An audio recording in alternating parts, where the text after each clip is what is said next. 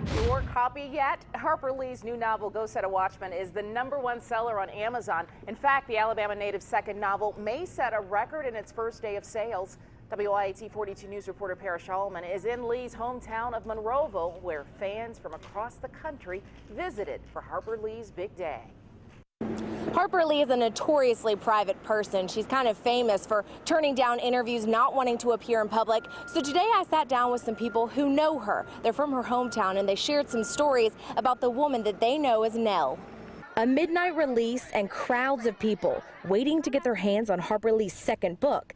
It's a far cry from the release of Lee's first book, according to George Jones. He lived in Monroeville when the local bookstore owner got the very first shipment.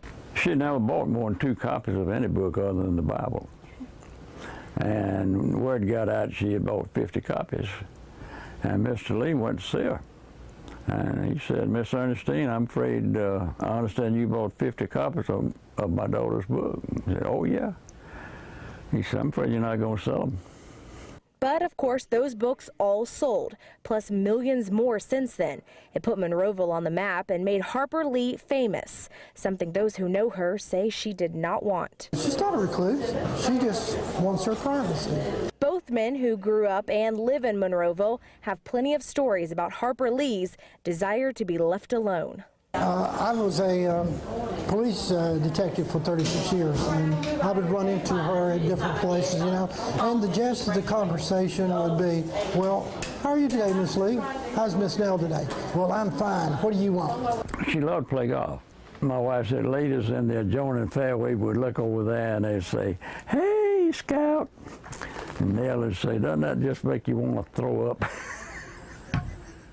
And of course, Harper Lee is back in the spotlight now with this release of her second book, Go Set a Watchman. We're in Monroeville. Paris Shulman, WIAT 42 News, coverage you can count on. Now, Lee's lawyer wrote in the Wall Street Journal Monday that the author may have written a third unpublished novel. The lawyer says experts will look at the possible new manuscript in the coming months.